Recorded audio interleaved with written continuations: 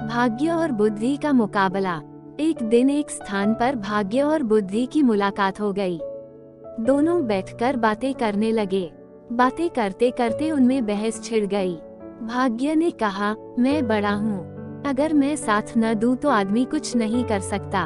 मैं जिसका साथ देता हूँ उसकी जिंदगी बदल जाती है, चाहे उसके पास बुद्धि हो या न हो। बुद्धि ने कहा, बुद्धि के बिना किसी का भी काम नहीं चल सकता।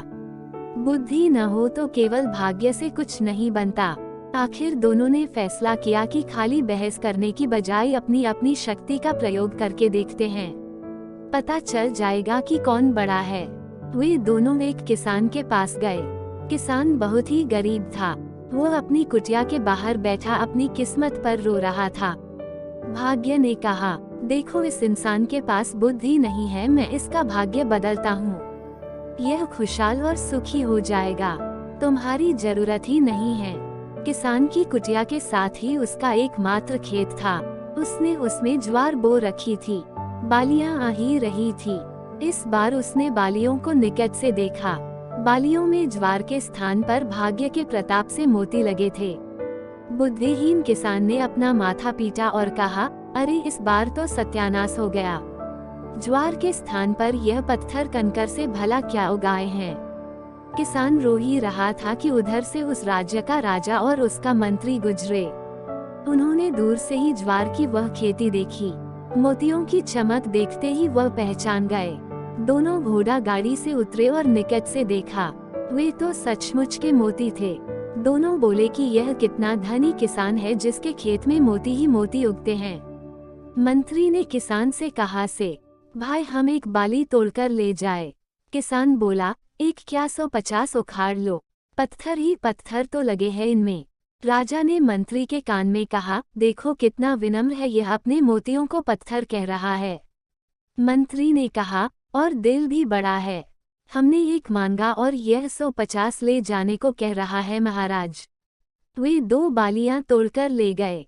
घोड़ा गाड़ी में बैठकर राजा ने मोतियों को हाथ में तौलते हुए कहा, मंत्री हम राजकुमारी के लिए योग्य वर ढूंढ रहे थे, न तो दूर क्यों जाए। यह किसान जवान है, धनी है और कितना बड़ा दिल है इसका, इसलिए तो मोतियों को पत्थर कहता है। क्या ख्याल है। मंत्री बोला, महाराज आपने मेरी मुंह की बात छीन ली। मंत्री घोड़ा गाड़ी से उतरकर किसान के पास गया और किसान के हाथ पर एक एक सोने की मुद्रा रखकर कहा, युवक हम तुम्हारा विवाह राजकुमारी से तय कर रहे हैं।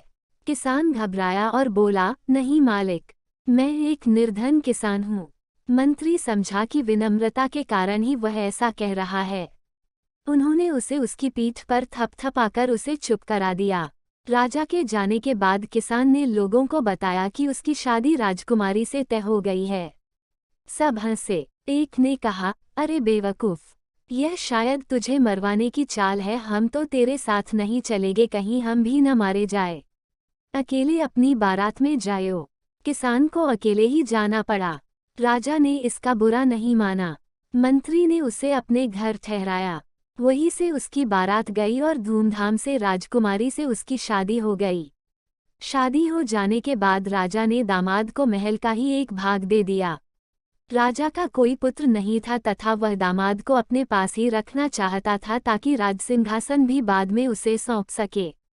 राजपरिवार की परंपरा के अनुसार राजकुमारी वधू के वेश में सज-धज कर खाना लेकर रात को अपने पति के कक्ष में गई। किसान ने इतनी सुंदरता से सजी और आभूषणों से लदी कन्या सपने में भी नहीं देखी थी। वह डर गया। उसके मूर्ख दिमाग में अपनी दादी की बताई कहानी याद आ गई, जिसमें एक राक्षसी सुंदरी का वेश बनाकर गहनों से सजी धजी एक पुरुष को खा जाती है। उसने सोचा कि यह भी कोई राक्षसी है जो उसे खाने के लिए आई है। वह उठा और राजकुमारी को धक्का देकर गिराता हुआ चिल्लाता बाहर की ओर भागा। भागता भागता वह सीधे नदी किनारे पहुंचा और पानी में कूद गया। उसने सोचा कि राक्षसी का पति होने से अच्छा मर जाना होगा। राजकुमारी के अपमान की बात सुनकर राजा आग बबूला हो गया। राजा के सिपाहियों ने किसान को डूबने से पहले ही बचा लिया।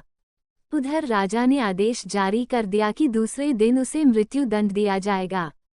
बुद्धि ने भाग्य से कहा, देखा तेरा भाग्यवान बुद्धि के बिना मारा जाने वाला है। अब देख मैं इसे कैसे बचाती हूँ। इतना कह बुद्धि ने किसान में प्रवेश किया।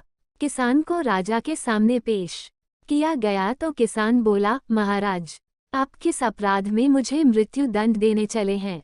मेरे कुल में मान्यता है कि विवाह के पश्चात पहली रात को यदि वर वधू की जानकारी में कोई व्यक्ति नदी में डूब मरे तो वधू विधवा हो जाती है या संतानहीन रह जाती है। जब मेरी पत्नी मेरे कक्ष में आई तो नदी की ओर से मुझे बचाओ बचाओ की पुकार सुनाई दी। मैं तुरंत उठकर डूबने वाले को बचाने के लिए भागा। आप मुझे कोई भी दंड दे, मैं अपनी पत्नी के लिए कुछ भी करूंगा। उसकी बात सुनते ही राजा ने उठकर किसान को गले लगा लिया।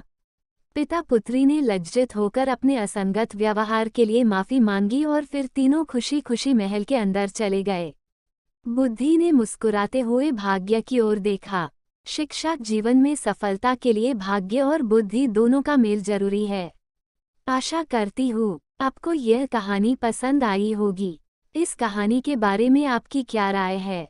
कमेंट करके बताएं। कहानी पसंद आई हो तो इसे लाइक और शेयर जरूर करें और चैनल पर नए हैं तो सब्सक्राइब जरूर करें। कहानी सुनने के लिए बहुत बहुत धन्यवाद।